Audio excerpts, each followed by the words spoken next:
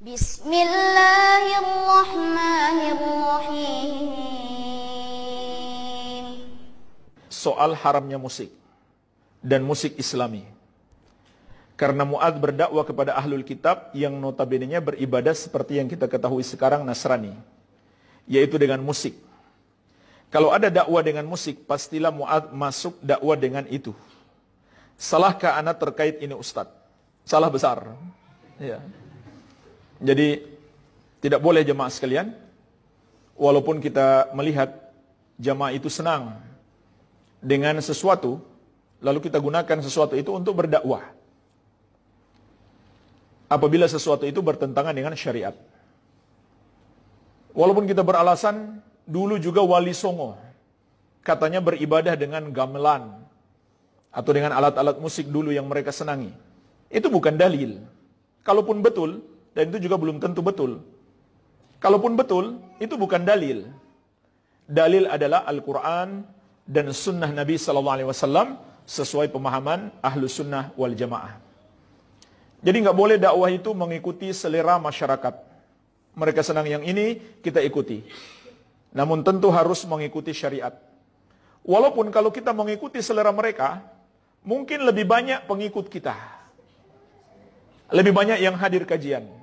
Contohnya kita bikin masjid anak gaul misalkan. Ya. Masjidnya ada iringan-iringan musik di sekitarnya. Supaya anak-anak yang senang musik datang. Bahkan ada break dance-nya. Ya. Maka jemaah sekalian, walaupun faktanya berhasil, banyak anak muda yang tertarik, tetap saja itu salah. Tetap saja itu salah. Mungkin yang mirip dengan ini, ada orang sakit, pergi berobat ke dukun, ternyata sembuh. Apakah perdukunan itu menjadi boleh? Tetap tidak boleh. Jadi syariat ini yang nomor satu, bukan melihat hasilnya, tapi melihat bagaimana prosesnya, sesuai syariat atau tidak. Walaupun hasilnya baik, tapi prosesnya salah, tetap salah dalam berdakwah. Para ulama menyebutkan di antara dalilnya adalah firman Allah Subhanahu wa ta'ala. Ketika orang-orang musyrik berkata kepada kaum muslimin di kota Madinah, saat orang-orang kafir gabungan, pasukan gabungan datang mau menyerang kaum muslimin di kota Madinah. Lalu ditakut-takuti lagi.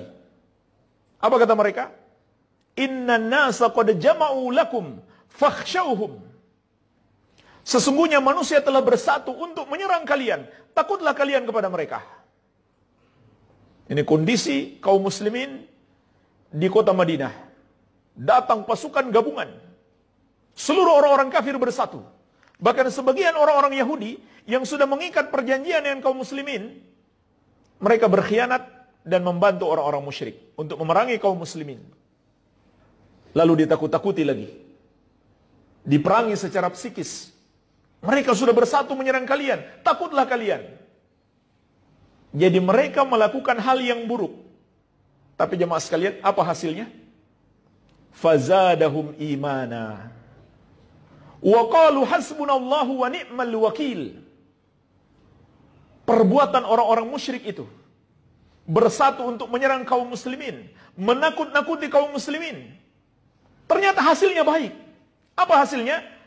Hanya menambah keimanan kaum muslimin. Dan menambah tawakal mereka. Sehingga mereka berkata, hasbunallah wa ni'mal wakil. Cukup bagi kami Allah sebagai penolong. Dan dialah sebaik-baiknya kami bertawakal. Sebaik-baiknya untuk kami bertawakal. Jadi, dari ayat ini para ulama mengatakan, lihat, perbuatan mereka buruk, tapi hasilnya baik. Apakah perbuatannya disebut menjadi baik? Karena hasilnya baik? Tentu tidak. Sama dengan musik. Mungkin ada orang yang sadar. Kita berdakwah sambil pegang gitar. Ya.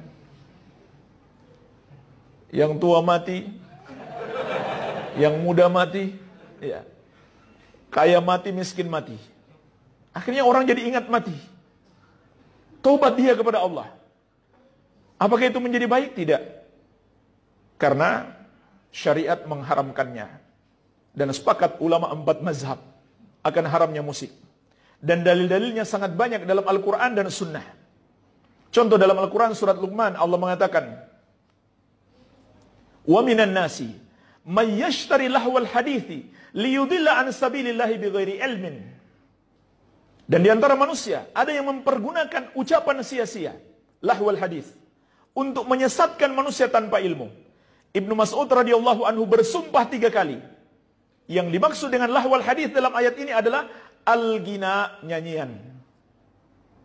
Kemudian hadis riwayat Al-Bukhari dari Abu Malik Al-Asy'ari radhiyallahu anhu, kata Nabi sallallahu alaihi wasallam, "La yakunanna aqwamun min ummati yastahilluna al-hira wal harira wal khamra wal ma'azif." Akan ada nanti segolongan dari umatku yang menghalalkan zina, sutra bagi laki-laki, khamar dan alat-alat musik.